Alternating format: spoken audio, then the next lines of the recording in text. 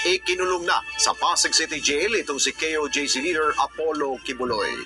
2 linggong mananatili si Kibuloy sa holding area ng naturang bilangguan bago siya ilipat sa regular na pitan.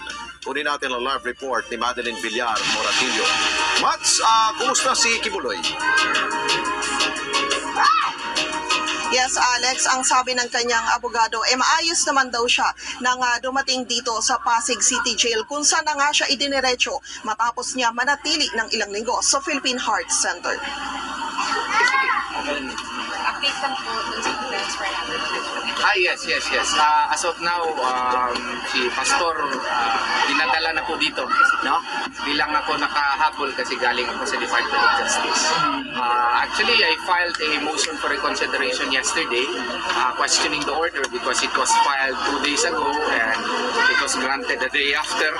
So, after an hour, I also filed a motion for reconsideration explaining among others why there is legal as well as factual questions concerning the order, but apparently it was not acted upon in the light of the fact that the presiding judge is abroad and the matter has been referred to the pairing judge, but of course because of the thickness of the folders, I don't think that the same can be acted upon right away by the pairing judge. So we have no other recourse except to comply with the order of the court, and here we are. I'm here to meet the good pastor. Paano po yan? Ikagagaling niyan sa ospital, ano? Kaya nga, diretso dito. So, kaya nga, mag-uuna ako siguro after this para kausapin ko po yung warden. Pero honestly, nandito na ako kahapon pa.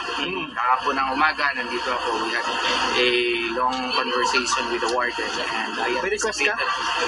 Yes, of course. Nagsabi ako sa kanya na baka hindi mag-grant yung aming motion for reconsideration.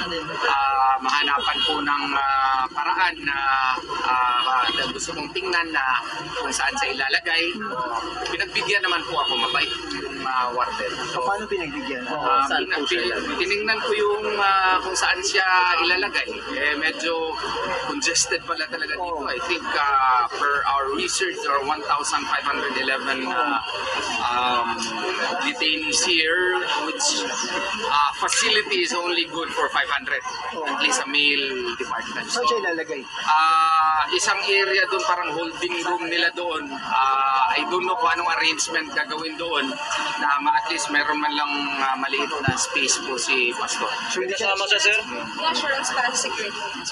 There will be security protocols now that will be adopted. As to what these protocols are, I do not know exactly. But he knows of our concerns already. Hindi siya Made malalagay. that in our motion. So, hindi ko na alam kung ano talaga yung gagawain po nila. Sa BJMP na po yun. Pero hindi siya malalagay sa regular cell? It is a regular set. Hindi, holding area, sir. Holding area, meron kasi pala silang dito, parang internal operating procedure na pagbago ka, ilalagay ka talaga doon sa holding area for 2 weeks, I was made to understand. And then, kasama mo doon yung mga bago din. So, I don't know kung i-implement din yan kay Pastor. Founder Apollo Kibuloy. Sakay siya ng kulay puting coaster nang dumating sa Pasig City Jail gaya ng nakaraan. Nakasuot siya ng jacket, may bulletproof vest at nakasuot din siya ng Kevlar helmet. Ngayong araw matapos ang medical furlough na ibinigay ng Pasig City Regional Trial Court kay Kibuloy. Sa kautosan ng korte mula sa Philippine Heart Center sa Pasig City Jail na siya dadalhin sa halip na sa detention facility sa Camp Crame kung saan siya dati nakadetene. Dinala siya sa ospital dahil sa daing na irregular heartbeat at impeksyon sa dental implant. Si Kibuloy ay naharap sa mga kasong human trafficking at sexual abuse sa korte. Ayon kay Attorney Israelito Torrio ng abogado ni Kibuloy, inaasahan na nila ang kautosan na ito ng korte dahil na rin sa kasalukuyang sitwasyon ng politika na hindi anya pabor sa kanila. Pero inaapilaan niya nila sa korte na irekonsidera ang naging desisyon nito. Sa impormasyon na nakuha ayon kay Torrion, 2 linggo munang mananatili si Kibuloy sa holding area dito sa Pasig City Jail bago siya ilipat sa regular na selda. Ang paliwanag naman ng Philippine National Police, pansamantala lang naman talaga ang pananatili ni Kibuloy sa Campo Crame. Pakinggan natin ang tinig ni PNP spokesperson Police Brigadier General Jean Fajardo.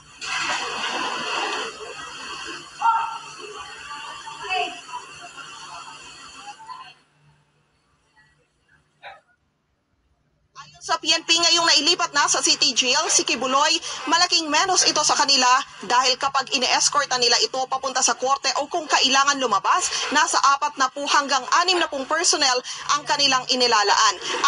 Ayon sa BJMP, sa pananatili ni Kibuloy dito sa loob ng kanilang pasilidad sa Pasig City Jail ay walang magiging special treatment. No VIP treatment. Yan ang pangako ni Jail Officer 2 Princess Miguel, yung tagapagsalita ng BJMP NCR. Pagdating niya dito kanina sa Pasig City Jail ay sumailalim siya sa commitment procedure. Yun yung kinuhanan siya ng mugshot, ng fingerprint at ibinigay na rin ng PNP personnels na naghatid sa kanya yung commitment order mula sa korte na siyang tanda nga ng paglilipat sa kanya dito sa City Jail.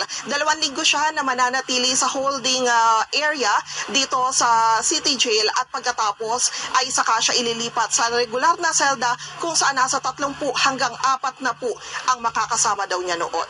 Balik sa inyo dyan, Alex. Okay, Mads, sakali mang maulit muli ang kanyang iniindang sakit sa puso, yan bang Pasig City Jail, meron bang nakatalagang doktor, nurse para tumingin sa kanya at masigurong kanyang mabuting kalusugan?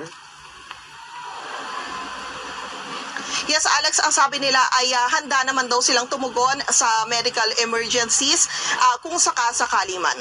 Okay, maraming salamat sa iyo, Madeline Villar Moratillo. Live po dyan sa lungsod ng Pasig.